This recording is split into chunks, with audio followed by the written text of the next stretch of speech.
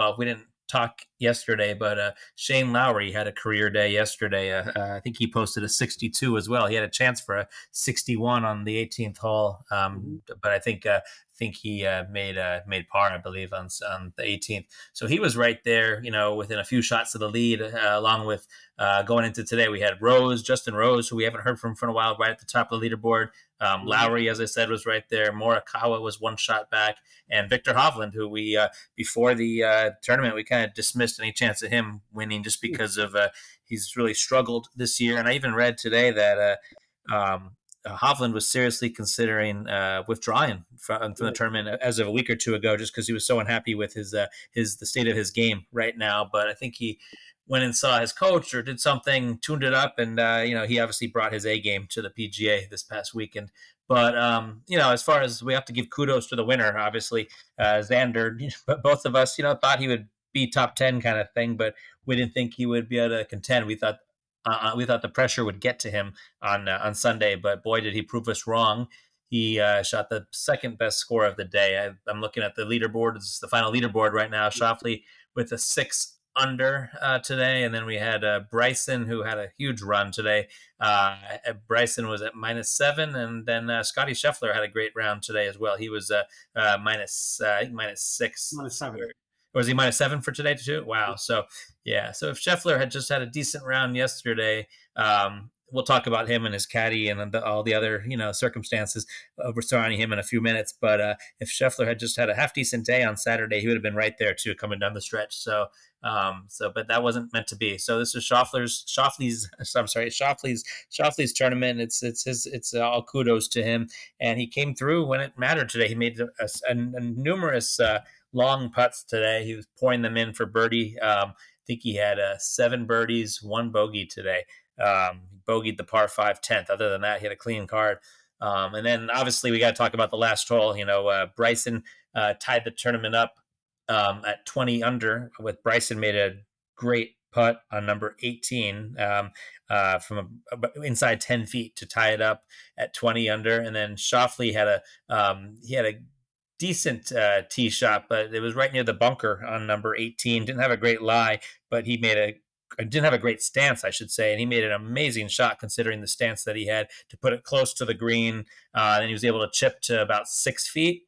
And then, we all watched that live as it went down. And he just kind of lipped in on the left side, his 6-footer for the championship for the Wannamaker. So he came through. Finally, he's gutty round by him. Really, not too many. There wasn't too many nervous moments. A few putts here and there, but other than that, he was a great ball striker today. Great decision making. Nothing that we really questioned. And all props to him. So with that, I'll turn it back over to you to get your take on what you saw today. A couple of things. I'll start. I mean, we both kind of questioned. We kind of made a comment about him not, taking the next step because he's had almost 3 disappointments. I mean, the one signature moment he had before this major was he got the gold medal in 2020 Tokyo Olympics. Not many people realize that. But he had a second place finish in the Masters and the Open, and the third place finish in the Open, very close. And I know it was in LA that we were watching him, kind of go back on the back 9, and then he could never recover, and then he never won that first major until today. The big shot, like you mentioned, I think you alluded to it. He's actually stood in the sand for the bunker on 18 in his second shot.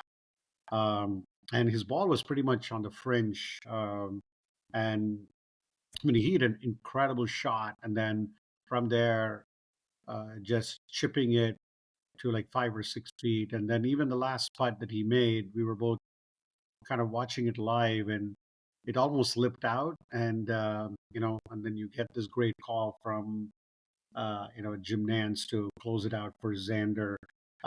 Very impressed. I mean, there were a lot of close calls for him. A lot of, early in the round today, it was Colin Morikawa and Xander neck to neck. Then, just like that, you had DeChambeau making a big run.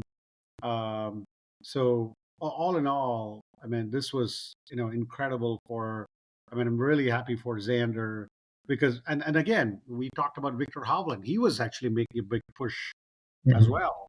And, towards the end, Morikawa, Justin Rose, and Lowry, they all kind of fell behind. But um, so I think all kudos to Schauffele. I mean, hopefully, I've not looked at the Travelers players field. Hopefully, makes it. I know Scheffler is coming in. Hopefully, Xander can make his way to Hartford so that we can get to see him as well.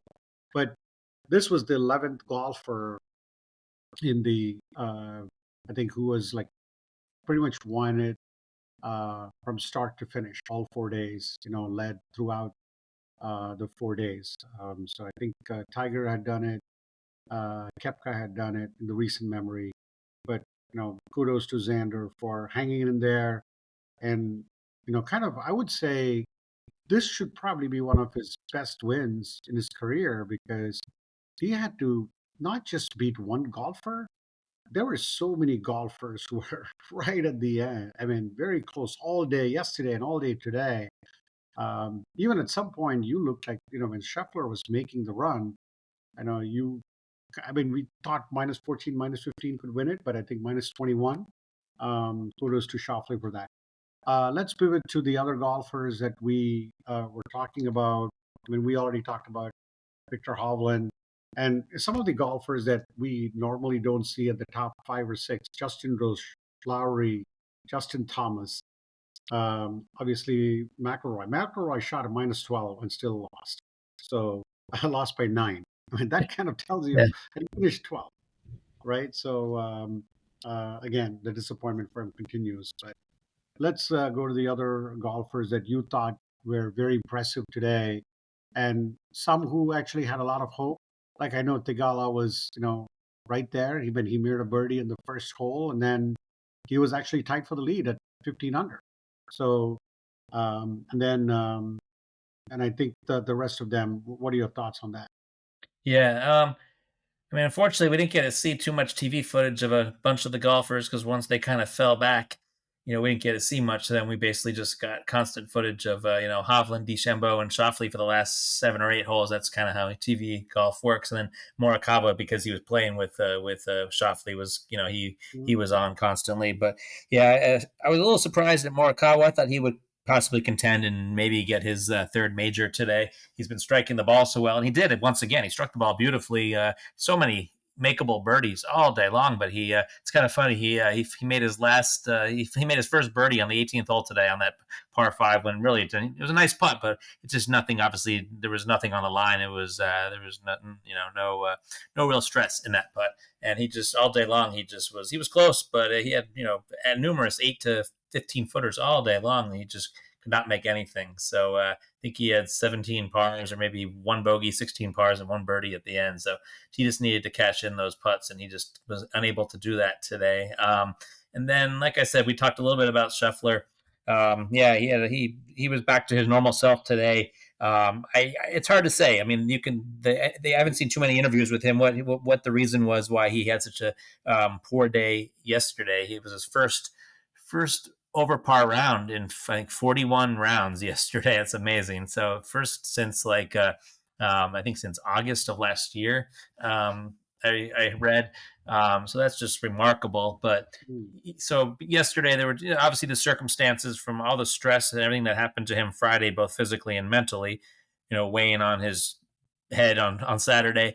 And then in addition to that, his caddy Ted Scott um, was not there yesterday, and that was planned going into the tournament. He knew that his caddy was going to be attending his son's or possibly his daughter's graduation down, I think, in Louisiana. So he knew that he was going to fly down there after the round on Friday and then come back on Sunday. And Scotty Scheffler had his good friend caddy for him on Saturday, but that's not the same thing as when you have a relationship with your caddy and they're so close.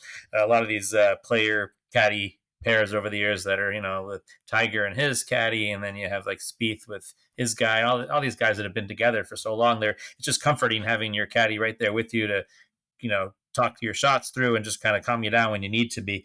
And I think that played a big role in Scheffler's poor score yesterday. He was Mm. like, I think, 4 over for the day, 3 or 4 over, which so he gave up like 6 shots to the field basically by being 3 over yesterday. Um, so that was it was good to see him back to his old form, but hopefully, hopefully he'll get it done at either the British Open or the U.S. Open next month, or the British in July. And then what else did we see? You mentioned Rory. Rory had a nice day, but I think it's a typical Sunday where he he plays decent on Thursday, has a mediocre Friday, Saturday, and then when he's basically out of it, there's no pressure on him. He has a good Sunday final round, which is meaningless because he was too far back to start. No one thought he would ever be able to contend today, which he was too far back. And what else? Then we have Koepka. Koepka had a nice day yesterday, but he got off to a slow start today. Also, he was I think. Actually, I'm sorry. Yesterday he had the bad day. Today he had a good round, but it Mhm. was too little. A case of too little, too late. And then, like you said, Justin Thomas. Yeah, maybe he'll get his game back going. He had a great tournament, top 10 finish, which he hasn't done for a while in a major. So that was good to see. So we'll see if that kickstarts his year a little bit and gets him going for the final 2 majors. But that was kind of how I saw things today. Is there anyone else that you Uh, wanted to bring up? no, I want to stay with Scotty because obviously the Friday incident shook him pretty badly. I mean, he still shot 6 under. Yesterday was not one of his best rounds, and I think it can be totally attributed to his caddy not being there. Um, and today he was -7. If you look at the top three golfers who finished in the PGA today, Hovland, DeChambeau, and Xander, they all shot 6 under or 5 under better. I mean, Morikawa was even par. I mean, that's the story of the day. And then Scheffler shot 7 under, probably the best anyone had shot today. And your thoughts, if you think that, I mean, let's put aside the arrest. I mean, I'm sure that has something to do with it. And then you already talked about Caddy. Do you think Scheffler, if both these things went his way, I mean, not the the arrest and not getting arrested, and then his caddy, do you think that he would have made a big push on top of the leaderboard today? Because he was like 6 strokes away, 6 or 7 strokes. Oh, without a doubt. I think, yeah. I mean, yesterday was just yesterday was a killer for him with because he finished -13, and so he finished, yeah, still about, I guess, 8 strokes back. But I mean, maybe based on that, maybe he still would have been a little bit short. If he had shot 5 or 6 better yesterday, he would have been a couple shots back. But I think with him being there, who knows? Maybe it just changes the whole circumstances with the crowd, and maybe Schauffele gets a little more nervous with him being, just a few shots, with Scheffler being just a few shots back, kind of breathing down his back a little bit. So yeah, I think that was. I think the caddy not being there was still the bigger part of the factor, the bigger reason why he didn't have a good day yesterday. And I think there's no doubt that he would have, yeah, I mean, been right there today if not for what happened yesterday with everything. So, yeah, but like if he's got 2 more majors this year and he's still number one in the world, and I think he'll be the favorite in the next 2 tournaments. The way if you just take away yesterday's performance, he played beautifully, played amazing. So. Yeah, so I think he would have been right there. Yeah, this was good payday for him today for Xander. And apart from not just winning, um, he had a pretty big payday today. I think he took home like $3.3 million today. So good for him, for Xander. Um, so the just wanted to get your thoughts on what does it do for Xander going forward? I mean, he's been hovering around. Like I said, he's had multiple top three finishes in every major, pretty much except this one. Um, do you think that he now has the game to win multiple majors going forward? Oh yeah, without a doubt. I think he definitely had the game all along. I just think the problem was between the ears, mentally. Whether it was just missing a few key putts on the final round on Sunday, or just a couple of bad decisions here and there, or a loose iron shot. But I think he's got the distance off the tee, as much as anyone. He's not a physically huge guy as far as height or anything, but he can hit it as far as anyone, with the exception of maybe Bryson and a few other guys. His ball strike, his iron game is as good as anyone. And I think, like I said, the putting's always been the weakness come Sunday. And now that he's done it, He knows he can do it. He believes he can do it. I think that we've seen so many players. That's all it takes. Once they get that first one, that kind of opens things up. I don't think he's going to be the kind of guy who we're talking about is going to be getting 7 or 8 majors. Like when Rory broke through, everyone was predicting that from him. I just think there's too many. I mean, he's a very good player. I don't think he's dominant. I think Scheffler's a much more steady, consistent, more dominant player where he has all facets of the game all the time. And, I think, Schauffele, yeah, he has the game to contend, I think, over and over, and I maybe put a number on him like 3 majors for a career, that's Hall of Fame numbers. If you get 3 majors and a dozen PGA tournaments, you're a Hall of Famer. So yeah, I could see him having the game to easily get 3, maybe 4 majors in his career. But I don't think we're predicting huge, amazing, all-time great things out of him. But still, he's probably number 4 or 5 in the world after this tournament. So yeah, and like I said, it's once he gets past that first hurdle, and that way he made that putt on 18 today, that was huge, I think, for his career. Because if he misses that, and then he's probably got some doubt in him going into the playoff. Bryson's probably intimidating to play against in a playoff with his distance off the tee. You're always hitting behind him, 30 yards, 40 yards behind him. Who knows how that playoff goes down, and that, if you blow that, blow that championship, I think it weighs on your head for a long, long time. So I think this was huge. Mentally, he has major confidence going forward, and I expect, a couple more majors over the next 3-4 years from him. Yeah, one of my friends actually was saying that the PGA is actually pronounced some of the weirdest winners, meaning you got Jason Duffner, Wei Yang, and now Yeah. Xander. So the question is, can he win multiple majors? Yes, but he can also be like the one and done. But today the day belonged to him. The last 4 days belonged to him. Kudos to him. On a very I would say non-serious note, I was actually reading an article in the Golf Digest today about what would a 15 handicap shoot in Valhalla if they played from the tips, and the answer was they would shoot somewhere in the high 90s if they kept the ball straight, and it would be hundreds. And someone like a scratch golfer would be 15 over. So take it to 4 days. That's so what Xander did is pretty incredible. Of course, these guys are pros, and Yeah. but the thing is that these guys play under so much pressure, and kudos to Xander for um, winning his first major. Also puts him right now. I was checking the FedEx Cup standings. Right now, he's right behind Scotty Scheffler for number 2.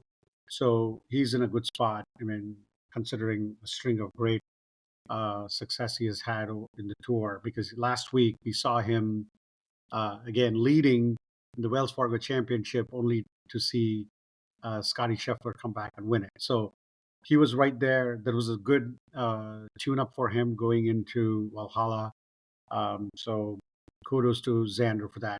Any last-minute thoughts before we wrap up? Because I know we will be pivoting off golf into the French Open next week.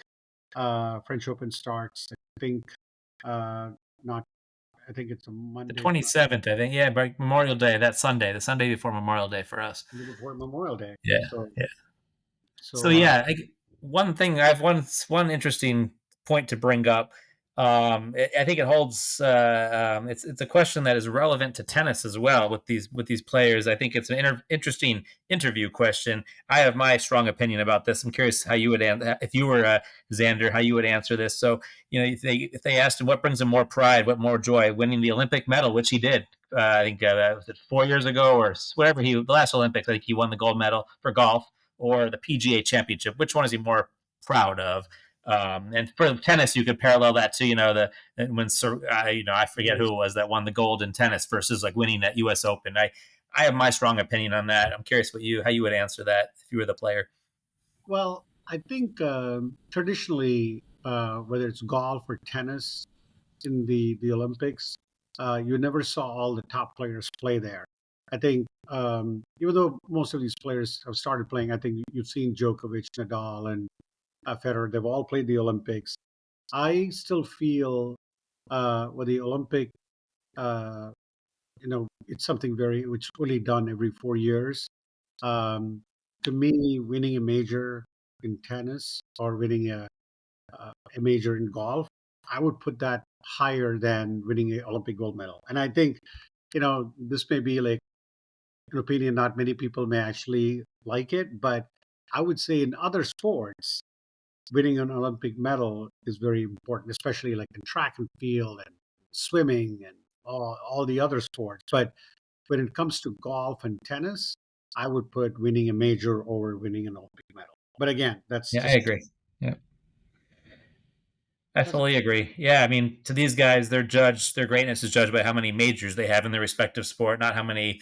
No one really talks about whether they won a gold medal or not. That's never brought up. I don't think in tennis and golf circles.